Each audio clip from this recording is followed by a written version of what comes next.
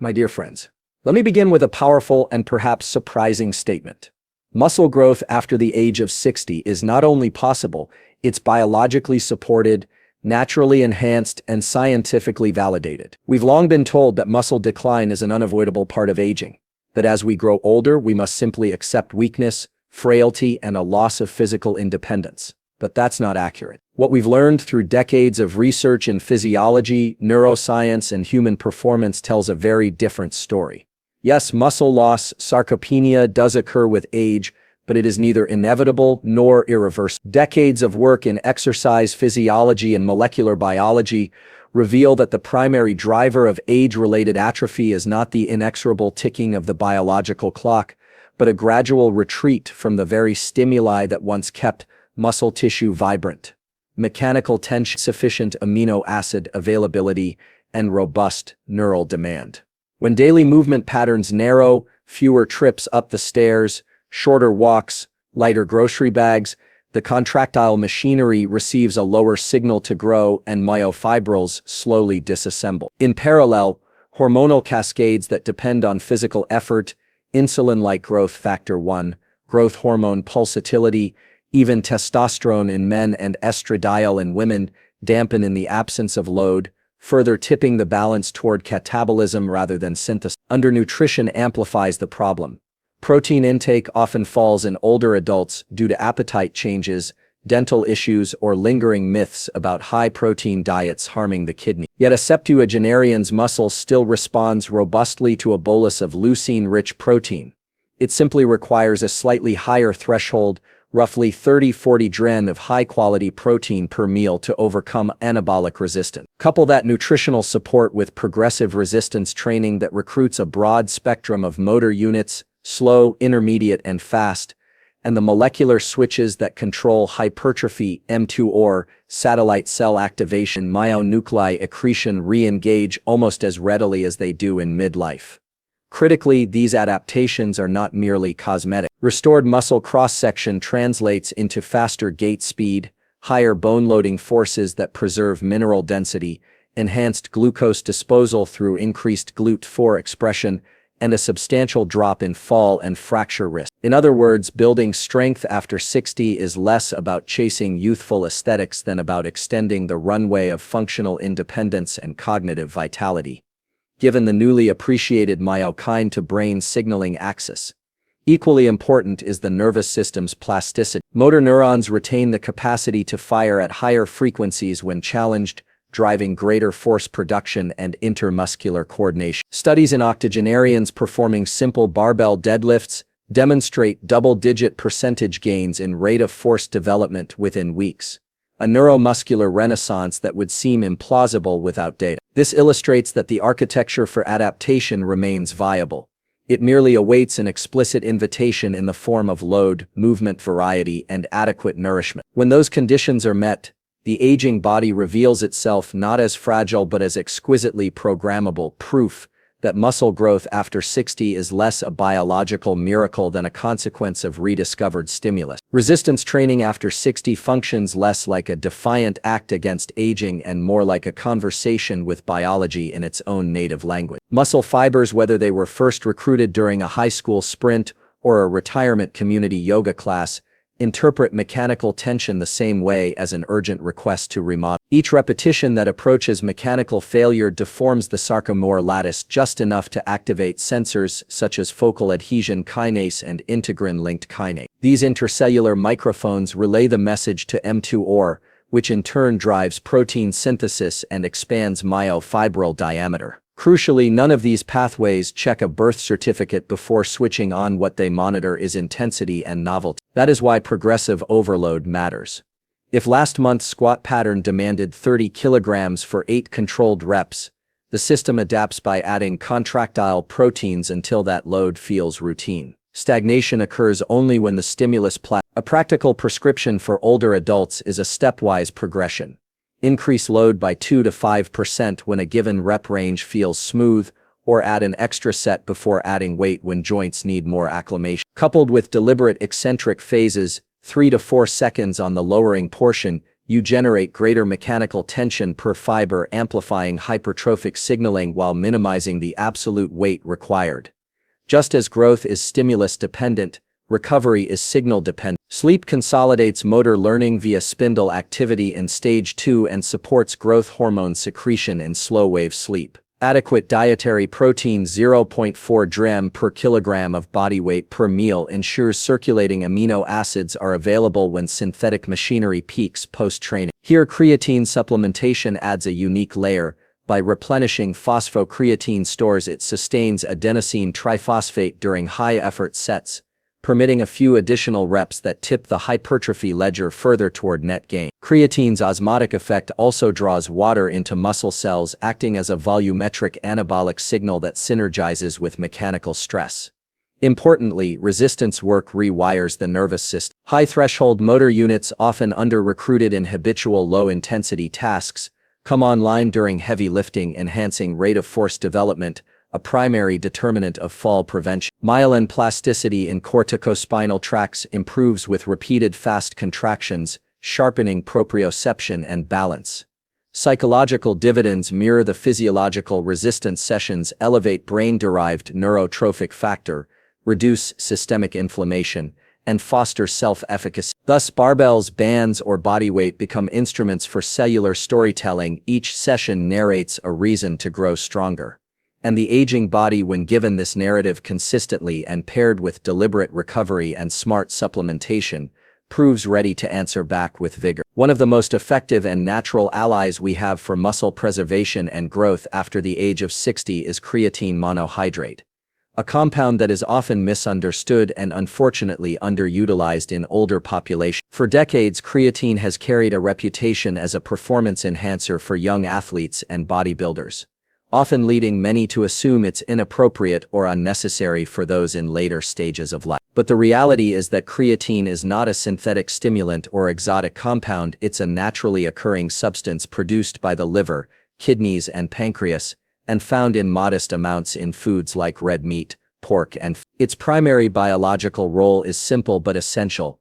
Creatine helps regenerate adenosine triphosphate (ATP, the cellular energy currency required for any muscular contraction. During short bursts of high-effort activity like standing up from a chair, climbing stairs, or lifting groceries, your muscles rely heavily on ATP generated via the phosphocreatine system. Supplementing with creatine saturates your muscles' phosphocreatine stores, allowing them to regenerate ATP more rapidly, which in turn leads to more efficient, powerful, and sustained movement. With age, however, two things happen: our natural creatine production declines, and our dietary intake often drops. Many older adults reduce red meat consumption due to digestive changes, cost, or cardiovascular concerns, and plant-based diets, though beneficial in many respects, are almost devoid of creatine. This combination leads to depleted intramuscular creatine levels, which can silently impair physical performance, recovery, and strength capacity, even when the individual is engaging in exercise. What's particularly important is that older adults appear to respond exceptionally well to creatine supplementation,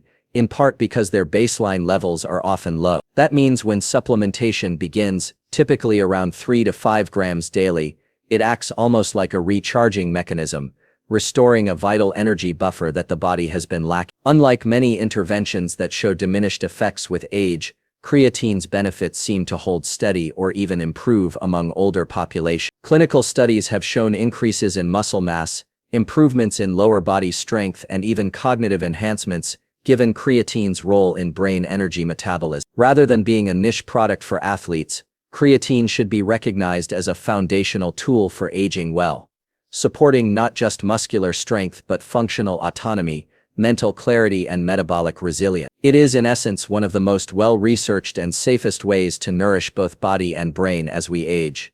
Creatine operates as a molecular battery pack, storing and rapidly donating phosphate groups that regenerate adenosine triphosphate (ATP) in milliseconds. Inside each muscle fiber, you'll find creatine kinase enzymes positioned near the myosin heads that perform mechanical work. When a contraction depletes ATP to adenosine diphosphate (ADP), phosphocreatine intercepts the ADP and hands off its high-energy phosphate, restoring ATP before the next cross-bridge cycle fires. This shuttle is indispensable for any movement lasting fewer than about 10 seconds.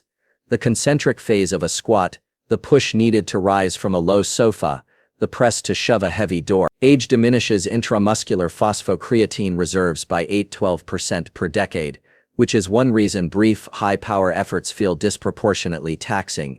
After 60, supplementation simply reloads those reserves, returning metabolic headroom that previously existed in midlife. Beyond the acute energy benefit, creatine initiates a cascade of longer-term anabolic signals. As phosphocreatine diffuses into the sarcoplasm, osmotic pressure rises, drawing water into the cell and stretching the cytoskeleton. That stretch is detected by mechanosensors, such as focal adhesion kinase, leading to downstream mTOR activation and greater muscle protein synthesis. In practice, this means more contractile proteins laid down between training sessions, translating to visible hypertrophy and, more importantly, to functional strength gains that can be measured in additional kilogram-meters of work. Recovery is accelerated through multiple channels. By buffering ATP, creatine tempers the accumulation of AMP and inorganic phosphate metabolites that would otherwise signal fatigue and impair calcium handling in the sarcoplasmic retina. Lower metabolite stress curtails the inflammatory response and reduces markers such as creatine kinase, the blood enzyme, not the intercellular isoform, allowing older athletes to train a bit harder or more frequently without tipping into overuse soreness. The compound is equally active north of the neck. Neurons, like muscle fibers, rely on rapid ATP turnover to maintain ion gradients that propagate action potential. Creatine loading increases phosphocreatine in cortical and hippocampal tissue, stabilizing brain energy status during cognitively demanding tasks or transient hypoxia, both conditions more common with aging vasculature. This energetic buffer has been linked to sharper working memory, reduced mental fatigue, and in some studies, lower incidence of mild depressive symptoms. Taken together, creatine's utility is not confined to the weight room. It is a ubiquitous energy reserve that fortifies muscle, expedites recovery, and shields neural circuitry, all of which converge to make daily life after 60 not merely manageable but vigorously lived. The body of research surrounding creatine supplementation in older adults is not only extensive but remarkably consistent in its findings. Multiple randomized controlled trials, RCTs, the gold standard in clinical research, have confirmed that creatine, particularly when combined with resistance training, produces measurable and meaningful improvements in muscle mass, strength, and physical performance, even in individuals well into their 70s and beyond. One prominent meta-analysis, which aggregated data from over a dozen RCTs, found that older adults supplementing with creatine experienced greater gains in lean body mass compared to those given a placebo. These gains were especially pronounced when creatine was paired with structured resistance training, suggesting a clear synergy between the mechanical stimulus of exercise and the metabolic support provided by creatine. In one specific study, participants over the age of 65 who engaged in a 12-week strength training program while taking 5 grams of creatine daily showed greater increases in quadriceps size and strength than their non-supplementing counterparts. Importantly, these were not just lab-based strength measures, they translated into better real-world performance, such as improved chair rise times and increased stair climbing power. Another trial focused on functional markers of independence, such as walking speed, balance, and coordination. Older adults receiving creatine outperformed those on placebo in timed walking tests and balance challenges, indicating that the supplement's effects extend beyond simple muscle mass to include enhanced neuromuscular control and coordination. These improvements are critical for fall prevention and maintaining autonomy in daily life. Even more compelling are the cognitive findings beginning to emerge. Brain imaging and neuropsychological testing at creatine-supplemented seniors have revealed enhanced working memory, faster mental processing, and greater resilience to cognitive fatigue, particularly in individuals under metabolic stress or with low baseline energy availability. These effects likely stem from creatine's role in stabilizing ATP levels within neurons, ensuring consistent energy for synaptic transmission and cellular repair. Critically, these results are not from fringe or experimental studies. They are peer-reviewed, replicated, and published in respected journals of aging, nutrition, and exercise science. The consistency across trials ranging from improvements in muscular hypertrophy to better balance and cognitive clarity makes it clear creatine is not just safe and effective for older adults, but one of the most reliable, evidence-backed interventions for supporting vitality, strength, and function in the later decades of life. Using creatine to support muscle growth and overall function after 60 is remarkably straightforward, and the simplicity of the protocol is part of what makes it such a powerful intervention. The recommended dose for most adults, including those in their 60s, 70s, and beyond, is 3 to 5 grams of creatine monohydrate per day, taken with water. This dose is sufficient to gradually saturate your muscles' phosphocreatine stores over a period of 2. There is no need for a loading phase, which is sometimes seen in athletic protocols where individuals take 20 grams per day for a short period. For older adults, that step is not only unnecessary but may increase the likelihood of mild gastrointestinal discomfort. The key is consistent. Creatine does not need to be cycled, and it does not lose effectiveness over time. Taking it daily, whether in the morning, post-workout, or with a meal, is far more important than precisely when you take it. Some people find that pairing it with a carbohydrate-containing meal may enhance absorption slightly, but this isn't a requirement. The most critical factor is simply establishing a routine and maintaining it. Water intake matters as well. Creatine acts osmotically, drawing water into muscle cells. This is part of how it increases cell volume, enhances nutrient transport, and triggers anabolic signaling. But it also means that hydration must be adequate. While you don't need to dramatically increase your fluid intake, making sure you're drinking enough water, especially if you're active or live in a warm climate, will help support both the effectiveness and tolerability of the supplement. Aim for at least 6 to 8 cups of water per day as a baseline, adjusting for activity level. Importantly, creatine has been extensively studied in older adults, including those with mild kidney impairment, and has shown no significant long-term side effects when taken within the recommended dosage range. It's worth noting that blood creatine levels may rise slightly on lab work, but this is not indicative of kidney damage. It's simply a byproduct of creatine metabolism. For healthy individuals, including seniors, creatine is exceptionally well tolerated even when taken for years. In short, using creatine is low effort, low risk, and high reward. It doesn't require complicated timing strategies or high dose. Just 3 to 5 grams per day taken consistently with sufficient hydration can unlock measurable benefits in strength, energy, and cognitive vitality, helping you not just preserve what you have but actually build a more capable, resilient version of yourself. The evidence is clear: muscle growth after 60 is not only possible, it's profoundly achievable with the right approach. Aging does not shut down the body's capacity to adapt. It simply demands more intentional input. Resistance training, adequate protein, and consistent movement create the foundation. But when you add creatine monohydrate, a natural, well-studied compound that restores cellular energy and enhances both physical and cognitive performance, you dramatically elevate your potential for strength, balance, and vitality. This isn't theory. It's supported by dozens of clinical trials showing improved lean mass, functional strength, walking speed, and even brain function in older adults. With just 3 to 5 grams a day, no complex loading or cycling, and plenty of water, creatine offers a simple, affordable, and sustainable way to reclaim physical power and mental clarity. You're not fighting against your biology, you're working with it. The human body remains responsive, plastic, and adaptive well into later life. And by using the tools we now understand so well, mechanical tension, recovery, nutrition, and key supplementation, you can build muscle, protect your brain, and extend your health span. Aging is inevitable. Decline is not. The path to strength after 60 is not only open, it's backed by science and ready when you are. To anyone who thinks it's too late to build strength or regain vitality, the science doesn't agree. With regular resistance training, adequate nutrition, and the support of a well-studied natural supplement like creatine, you can build muscle, enhance function, and dramatically improve your quality of life, even after 60. Because the truth is, aging is not a decline, it's a change. And change, when understood and supported, can be a pathway to renewed strength. Thank you.